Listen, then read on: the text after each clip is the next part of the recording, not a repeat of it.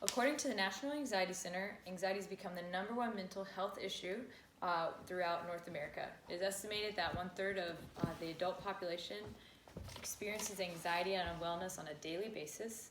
Along with depression, it is the #1. Depression is the #2 of mental illnesses issues.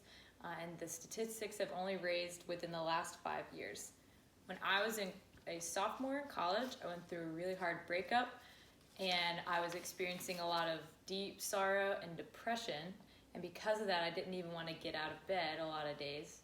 But when I set a goal to train for a half marathon, it actually helped cope with the breakup because it made me get outside, spend time being around people, and it also helped raise endorphins.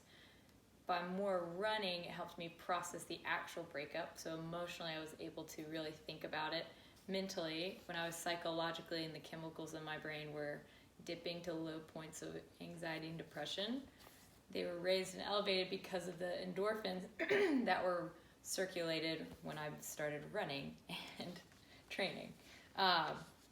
Many experts would consider exercise to be the closest thing to a miracle drug, which is true because of the high people say you get as a runner's high when you're continuing to pick up more mileage.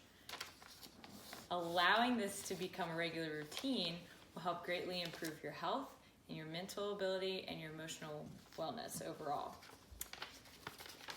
Runner or Business Insider suggests that running can significantly improve your mental health.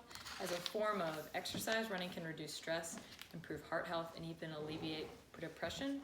And according to a study published in the Journal of the American College of Sports Medicine, even just spending 30 minutes consistently running can lift one's mood and alleviate anxiety and depression.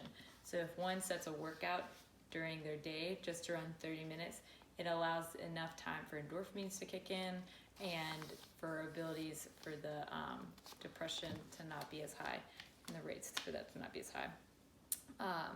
And actually, contrary to popular belief, running helps keep one from getting knee pain and also helps with older adults when they have memory loss. It helps maintain memory. And as said previously, it helps with cardiovascular heart health. Within training for the half marathon, every day I would set a goal to run 0.5 miles more, and it was a tangible way for me to reach goals, which made me have higher levels of self-esteem and also made me feel like I was not staying stagnant or isolated. So how does it help improve mental health? As previously said, it releases chemicals within your brain called endorphins, and those help with your levels of emotional capability. Peter Salmon, in his article Researching Exercise and Stress in the Clinical Psychology Review, concludes that this training recruits a process which actually makes your body learn how to endure stress more. So the more you practice and train and run and discipline yourself, the more you're able to learn how to handle stress, process stress, and even cope with it as life goes on.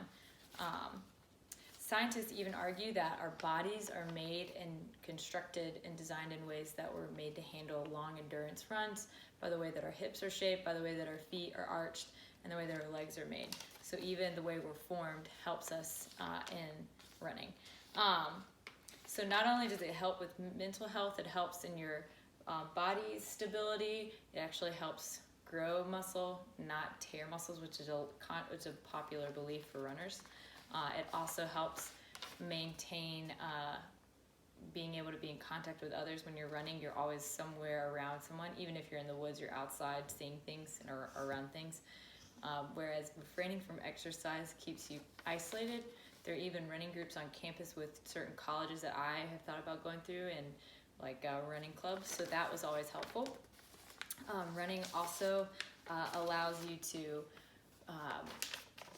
naturally get outside if you're running outside and breathe in more oxygen levels, which is helpful for your body.